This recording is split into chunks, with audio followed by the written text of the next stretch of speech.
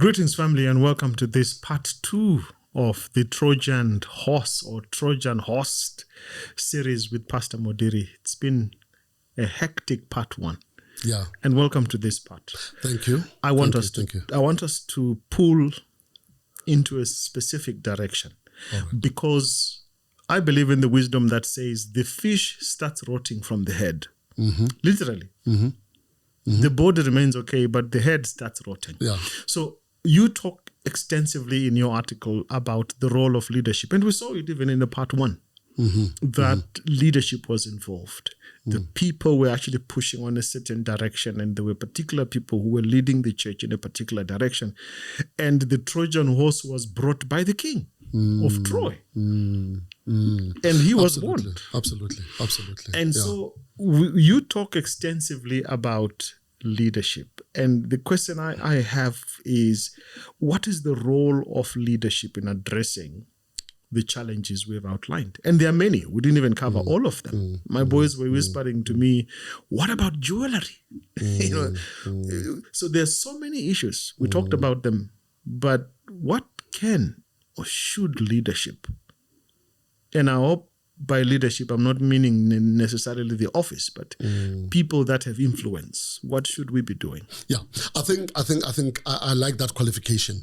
Okay. I think it's very, very, very important. Yeah. So that people should not think that we're targeting a particular leadership or particular people or stuff like that. But you talk about leadership in general, influence, particularly leadership influence in general. As an Adventist community. And this could mean at home, at church, at school, or wherever in the community, anywhere else. Correct. So I think that qualification is very important. Now you're asking, what can leadership do to arrest this process? It's a pandemic. That seems to be. I'll call it a pandemic of morality, correct. You call it whatever. Yes. So what can leadership do? Listen, it doesn't require astrophysics to know what you have to do, particularly in the Seventh-day Adventist Church. Okay. Let's get back to the basics. Let the leadership take their followers back to the basics. I often say, when I speak to my elders, I often say, listen here, you don't need to lead a church, this church, as an elder, with rules and regulations that only exist in the four corners of your own head. And you don't need to invent any. This church has been in existence for decades. We have instruments of governance, right, that will help leadership and followership, by the way, in knowing what to do. So your question is, what can leadership do? Yeah. My answer is very simple. Let's get back to the basics. Let's look at what the church manual says. Let's go read the Bible. Let's go read the spirit of prophecy. And that's very easy. I mean, issues relating to jewelry.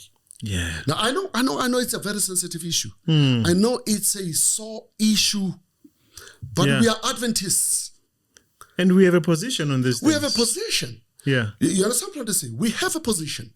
And we're not helping the institution nor the people in the institution when we start backing down on these principles. Yeah. All right. Now some people say, but these standards are not salvific.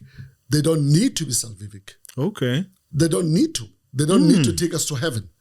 As an organization, we have a standard. And we need to maintain a standard, and we have a right to have a standard. You see, Kaizer Chiefs wears black and yellow. As their colors. But they're not saying that those colors make them win. It's got nothing to do with winning. But it's identity. It's an identity. It's their standard. Wow. Pirates wear black and white is their standard. That has got nothing to do with winning or not winning. But actually, if you take the gold and black and put it to pirates, you will have a problem with their followers. Becomes a big problem. I mean, what? Because they know these are not our colors. Yeah, but imagine a player of Kaizer Chiefs putting black and white, and then playing with the rest of the people and say, but guys, it doesn't matter what I wear. You know I'm a Chiefs player. Passing you the ball. Yeah, I'm a Chiefs player. Who does that? And that's the point I'm making. Yeah. So the standards of the church do not need to be salvific.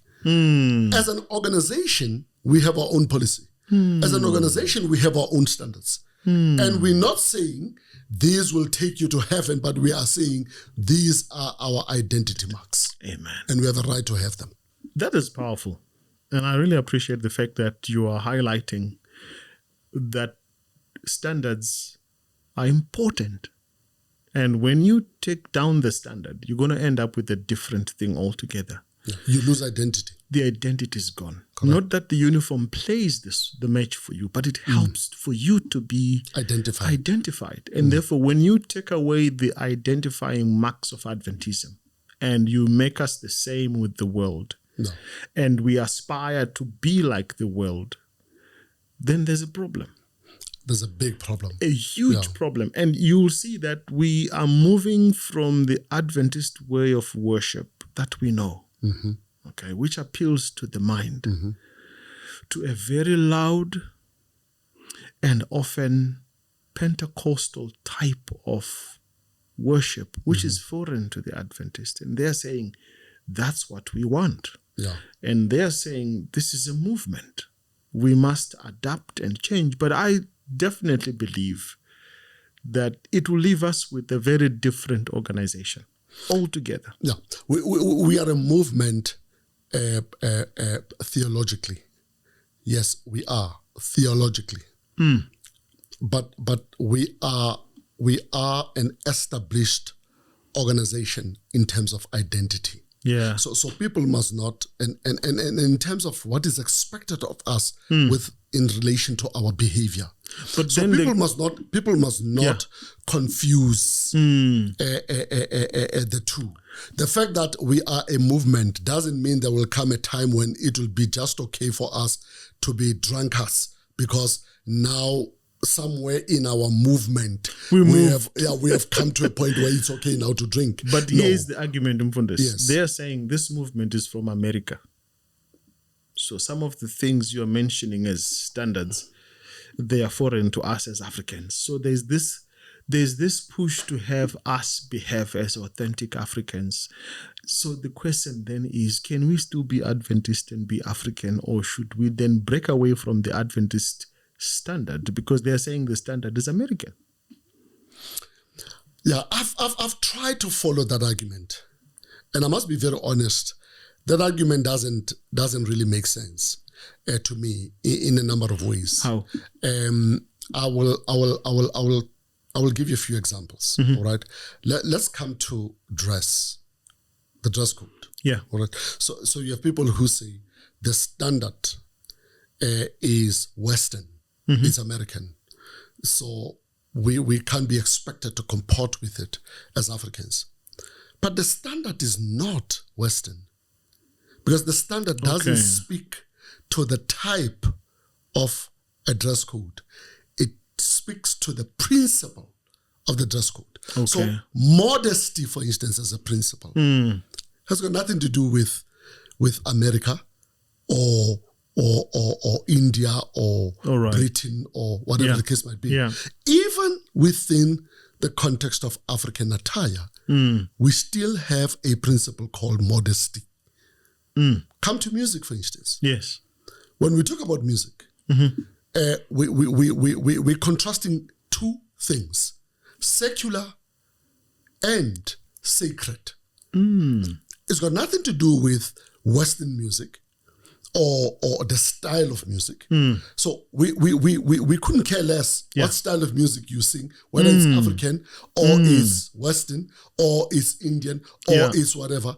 Fact of the matter is that sacred or is that secular? And that's what the spirit, the principle, the standard is speaking to. So arguments that say the standard or the principle Yeah. is Western just doesn't make sense to me, because the principle is above cultures, Yeah. transcends the cultures, and that's how it's articulated in our instruments of governance. Yes. The principles transcend cultures, All right. and so all cultures, whatever culture you want to express yourself in, must still comport to the principle. The principle, which is universal.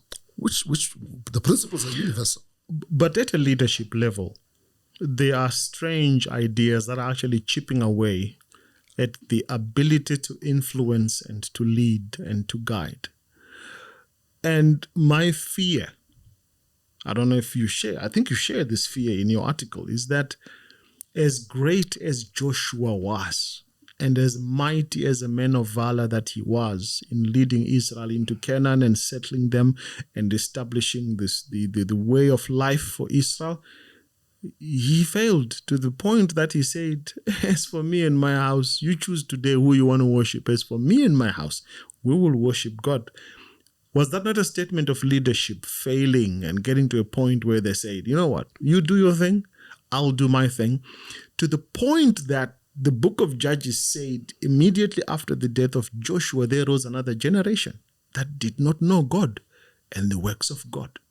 Could this be the impact that leadership is dealing with of this Trojan horse? How do we get it out without having to look like we've failed? Yeah, look, again, without coming across as indicting any leadership. All right. Here's the difference.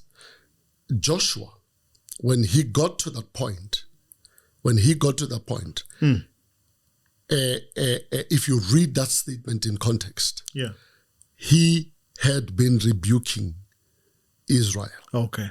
So he didn't keep quiet. Now, Joshua, throughout his leadership, was rebuking the wrong that Israel was doing at all times. There was never a time when Joshua abdicated. There was never a time when Joshua was absent.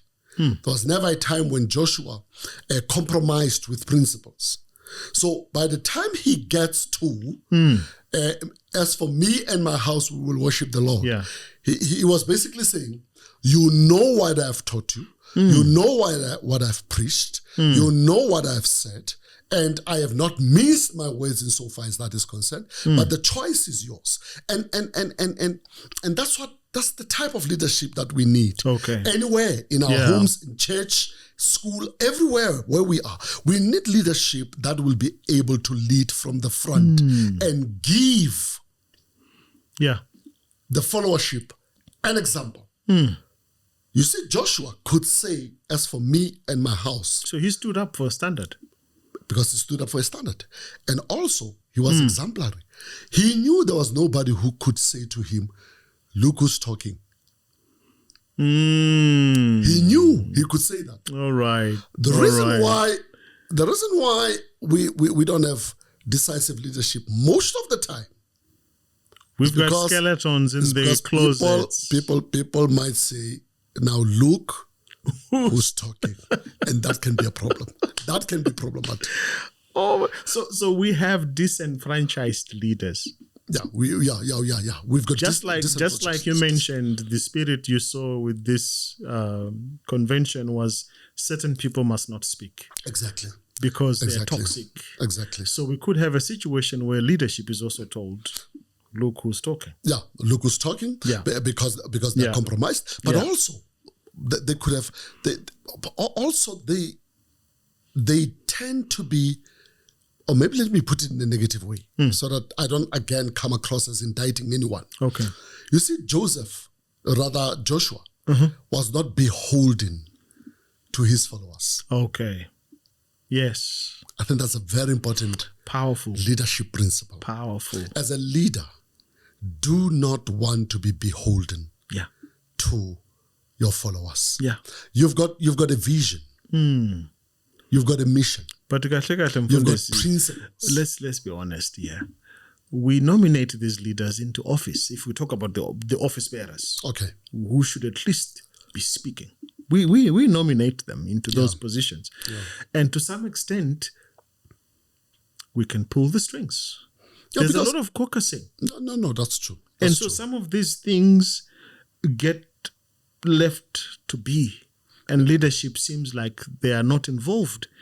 And for example, you talk about anti-authority disposition that is growing in the church, Yeah. which is a challenge for leadership. Yeah. To say Yeah. sometimes their hands are just tied because, But also because the hands are tied because Yeah. they're beholden. yeah, You see, don't forget that point. yeah, There is an amount, there is an element of rebelliousness. That is true. That's one aspect. yeah, But there is another element that we touched At the on. leadership, yeah. That is being compromised. You're compromised for whatever reason. yeah, But there is also this thing of being beholden to. You want to be loved. You want to be Popularity. popular. You want to be and now by the time we get to a point, even at the local church level. Yeah. And let me talk about this at the local church level. You Yeah. can apply the principle if you want to apply it anyway. But by the time you choose an elder, yeah, you choose an elder who is already beholden to you, and you choose him on the basis of a particular mandate that he needs to deliver on. yeah, And you tell me now, if a leader believes yeah, that he is owing you, yeah, is indebted to you for For the position. facilitating, yeah, is indebted to you for the Okay, position yeah, that is yeah. good. How is he going to rebuke you? You tell me, how is he going to do it? or you're funding some of the big. I mean, how is he definitely going to do it? He's not going to be able to do it. But I need us to be very objective, and I think you talk about it in your article, and that's why I believe this article has really gone around the world. I got it from the other side of the world, Yeah. from a friend of mine, and I was like, wow. So leaders must lead, and that means they must make decisions. Correct. But what are some of your suggestions from this article that you say should actually be the approach the leadership should take in rebuking some of these Trojan-Horsed or foreign practices that are now part of our church? Yeah. What are some of the approaches you'd recommend? Look, like I said, number one, let's get to the basics. Okay. Now, getting back to the basics basically means predicating your leadership on the principles that are enshrined in the instruments of governance of this church. That will protect you. So there's not going to be anyone who's going to say you are targeting me or you are hating me or this or that. Once your leadership is grounded on the principles of this church, then you have the bravery, you have the foundation to actually act. That's point number one. Point number two, as a leader, you want to be consistent. Yes. That's very important. Yes. And the only way you can be consistent is when you predicate your leadership on principle. All right. So it's person A, it's person B, person C. When it comes to principles, you are equal.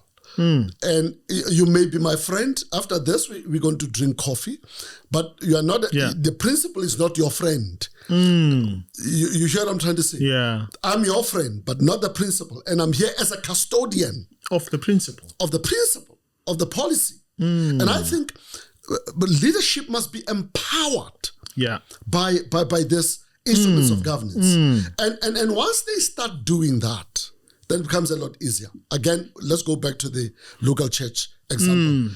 As I told you earlier on, I tell my elders, Yeah. please make sure that you run this church based on what the church manual says and other documents Yeah. which help us govern this church. Yeah. Because once you do that, you will not have favorites. Yeah. You will not have holy cows. All right? Because these documents don't know holy cows. Yes. Don't know friends. Yeah. Yeah. They just uphold principles. And you can take that principle and apply it at any level Yeah. of church leadership. Yeah. I want us to perhaps narrow down this argument or discussion, because you make strong closing arguments in your paper. And I hear you're already writing part 2. Yeah. So I'm really looking forward to hear what is coming. But you mentioned here that sometimes we discuss issues at a leadership or membership level without proper first-hand information. And I see you skewed yourself away from that event because you said, I don't know, I wasn't there. Yeah. But some of us passed by there, and there are things God showed us that really concerned me. Yeah. But perhaps that's just me as an individual. Maybe I should write my own Trojan Horse. Write your own Trojan Horse as well. And I speak with all due respect, without having to point at anyone. We have a problem. And the issue of the Trojan horse is not a fable in this church. We do have compromises at a bigger level, almost to the level of occulticism. I speak now as an elder in the church, but obviously as a host on this podcast. And when I heard some of the things you mentioned here, I thought we need not only to talk about them as a podcast, and I'm hoping our viewers out there are learning, they are being inspired, they are being helped to change and be transformed and renewed in their mind. Sometimes we talk about things without first-hand information, but I know what I saw. And what I experienced was not the Adventist church I know. And it's not the Adventist church I want to belong to. Of people who can sing, who can preach when actually they are doing occulticism. Secondly, it says here, you said, sometimes it's the attitude we carry about one another. That is the problem. There are certain people we no longer respect at all. So whatever they say, it does not matter for whatever reason. And you then say, and I know you used it as an illustration, but I'm using it and taking it forward because I had the privilege to see some of the things I saw. But let me come to this one where leadership does not comment about things that happen on social media. And that's where the world is. The fish have moved. The people are not going to wait for you to come to church on Saturday to clarify your things. Hashtags move. Like I was saying, this article has gone way beyond. Things are happening on a daily basis. Leadership and technology and communication at the speed of light, because we're a movement that's got a message that's flying in the midst of heaven, meaning we must carry it to the ends of the world through technology, the radio waves. John didn't have the language, but now we have it, isn't it? Correct. He said in the midst of the air. Now we know it's the air waves, it's the broadcasting lines. Now, talk to us about where do we go from here? What needs to happen? All right. Look, before we come to this, let me just address that earlier point where you say, the church has, or some people in the church, not the church as an organization or the church as an institution, but there seems to be a phenomenon that is moving in the direction of all occultism and spiritism and new ageism and stuff like that. It's so true. It's so true. And here's the problem. The problem is that with this kind of Pentecostalism that we have allowed to come into the church, we have opened ourselves up to influences by familiar spirits. And we don't actually realize it. And that's the sad part of it. You see, you can pick it up when you're dealing with these young people. The anger, particularly teenagers. Yeah, the rebellion. The anger, the rebellion, that you realize that you're dealing with a foreign spirit here. It's not just the silliness of young people and the type of thing. And you wonder how they have arrived at that. at this. Yeah. And I can tell you one other avenue through which this spirit of a rebellion, a familiar spirit, this familiar spirit, it's through this Pentecostalism that we have allowed to come into our church through music, through the sermons that we do there, through the chanting. There's a lot of chanting now that you see in our church. Yeah. So these things, you no longer know what spirit is actually, controlling them. Yeah. So your question is, what do we do from here? Look, I think we need to do an introspection, a serious introspection as a church, and realize that is where we are today, where we want to be. It's not enough to simply say, the Bible did say in the last days, and there's that and the other.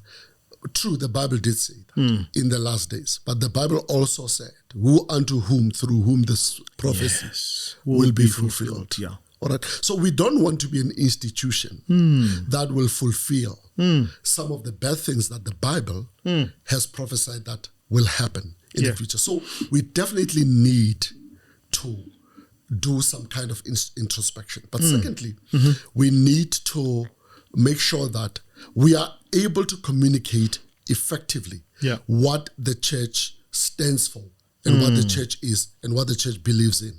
You've spoken about, for instance, platforms now that are being used to communicate. I know that there's a policy in the church that,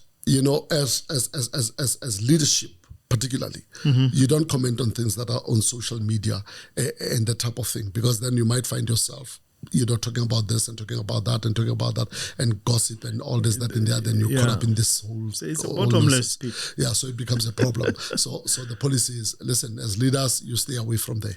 There are platforms through which you communicate, which is very good. I have no problem with that. However, I still think that the leadership of the church needs to have a formal communication platform that will reach the audience that is there. Yeah. That is there. That is discussing these issues. And they really do not have to be pedantic about what they communicate, even in that platform. Yeah. They can actually engage at a principle level. Yes. Because their silence seems to be interpreted as consent. Yes. And that becomes a problem. Or they are powerless to do anything. Or they are powerless to do anything. Yeah. You have ministries that are mushrooming all over the place here. But and most of them by disgruntled people. And they have an agenda. They've got an agenda. And we are quiet. We are not saying anything about it. You understand what I mean? And then you've got salaried pastors who are part of these ministries. All right? Ministries that have an agenda to undermine the authority and the practice. The authority, the beliefs, the principles of the church. Yeah. And they're part of this whole thing. And we are quiet. I am not saying every little thing we need to comment on. There's a Trojan Horse document there, comment on it. I'm not saying that. But I'm saying there are issues of principle that as a church we cannot afford to be quiet about. Because our silence on them is destroying the organization. Would you call a fast and a prayer? Yeah, look, we need to pray, we need to fast. I think that has its own part. It can do its part. But we need to do more than just pray and fast. Yeah, there's time for praying, there's time for fasting, but there's time for action. All right. I think that's very important. Yeah.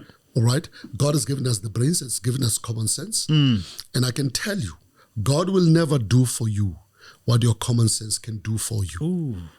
Yeah. He will never. He gave you common sense for a reason. He gave you a brain for reason. And so as a church, we've got a brain, and we need to apply our minds. Yeah. Pray and fast is important. Yeah. You know, when your child is on drugs, you pray and you fast, but you take him to rehabilitation. Yeah. All right? Yeah. When he's stubborn and he's rebellious, you pray and you fast. But you have other means. You may have to withdraw certain privileges. You've got other means. My brother, after praying, we need to deal with this. Yeah. You understand what I'm trying to say? Yeah. So I'm saying as a church, also, we can ill afford being silent and quiet. I'm going to tell you something, and it's true, and I'm going to quote a name. All right. And I know that we're trying to avoid, we are trying to, not quote names and stuff like that. But I'm going to quote a name. We were at St. David. I can't remember what the event was. And Pastor Shongwe was there, and Pastor Lupondwane was there, and that type of thing. And I had a brief talk, an impromptu talk with Pastor Lupondwane. And I was speaking to him in his capacity as the secretary of the executive secretary of SAL, the union. Of the union. At that time when I was speaking to him, there was a video that was making rounds. The contents of it were actually indicting a God as God. Okay. And this went against our fundamental belief as Adventists. And this was actually preached from our pulpit and one of our biggest churches in the union. And it was making rounds. And I remember I responded to that in writing. But I spoke to Pastor Pondo and I said, listen, it's not correct that something like this is making rounds all over the place. The church is perturbed by this. Everybody's talking about this. Preached by one of our own, from our own pulpits, and you people are quiet. And you don't say anything. I'm not saying respond to everything, but I'm saying there are things that you can't be quiet about. You know, when our theology is challenged, when our principles are challenged, when our standards are challenged, you can't keep quiet. Yeah. Complicit means you are part of the problem. Correct. Yeah. Correct. And Correct. we have to speak. And I guess that's what we're trying to do here, to clarify a specific viewpoint. Yes. From a theologian of over 30 years. How many years now in ministry? I've been in ministry I qualified in 1998 and Wow. I joined the Cape Conference in 2000. That's more than 25 years ago. So I've been...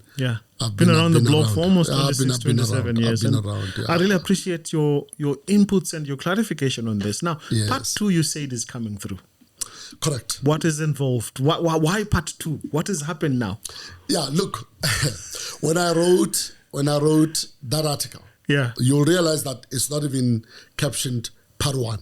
It's not actually even part 1. Okay. All right. So it was just an article that I was writing because I just like writing. I just like challenging people out there and going against the tide and hear what people have to say and that type of thing and listen to the reactions and see how irritable they get and that type of thing. I enjoy just listening and watching.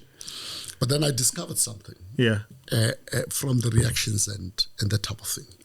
I discovered that there were different groups of people that were responding. Okay. Some were just being outrightly silly. Yeah, just petty. All right, just silly. So I'm not paying attention to those people. Okay. Others were ill-informed. Okay. About what the document was about. And they genuinely took a tangent. All right. But when you read, you realize the person is genuine, is honest, but they did not They just missed the point. They went on a tangent. All right. But then you had others who understood the document. And they understood the document, and they said, Pastor, and they sent me messages. They called me. I've got so many messages. They said, listen, we love what you have written. We wish you could deal with this Trojan horse process with respect to a number of specific issues. Wow. Like music, like dress code, like behavioral standards for pastors, for church members, and. So then I decided that perhaps it's not a bad idea to create a series of this Trojan horse attack from within. A series. Talk about music. Talk about dress code. Talk about homosexuality. Talk about feminism. Talk about patriarchy. Talk about so it's not just part 2 that's coming. There's going to be more. It's a series. Wow. It's a series. Wow. And I'm thinking that with respect to these subjects, we have been Trojan-Horsed as a church, and we need to talk about these issues. Wow. And we cannot run away from them. Wow. I look forward to those parts. And I think we're going to have our viewers follow through on these. And where would they find them? Where would you post them? Well, now you've created a very good platform for me because all right. When I wrote that article, usually when I write what I write, I write to friends. Oh my goodness. That's what I do. I don't have a social media platform. Wow. So I just write to friends. So I would be talking to my friends and would be discussing this, and they'll say, "Can you put this on paper for us?" Wow. And I just send write it around. And then I send it to friends, and before I know it, then it's in Zimbabwe, then the article is in Zambia, then it's in America, then it's in the UK, then it's all over the place. So now you've created a very good platform for me. So I'm going to be sending them to you. Fantastic. And then you will I will add them onto here. Exactly. And we should have more podcasts coming on this series. Because I believe this is what the church needs. I think so. And it's not about you as a person. No. It's really about the truth. It's about the institution. Ultimately, it's about God. Absolutely. And if there are any people who see things differently, they should have this platform available for them to clarify certain things. So thank you so much, Mfundisi. And it's really been a great opportunity to speak to Mola 2D, the bearer of the news. Thank you so much, and God bless. I need to thank you for giving me this platform, and I really, really, really appreciate it. I'm looking forward to probably more of this in the future. And God bless you in your ministry. Thank you so much. And God bless your team as well. Great stuff. Thank you. Thank you so much, MelVee family. This has been a wonderful one. Look out for more in the future. If you have any questions or comments, just drop them in the comments below. Send us as a message, a WhatsApp, whatever it is, will be available to discuss and share with you. But don't do yourself an injustice, my friend. Share this with someone else. Let them know what you have just watched, and most importantly, subscribe so that you don't miss out on the future episodes. I love you. God loves you more than I do. So worship Him and follow Him, and all the best. Bye-bye.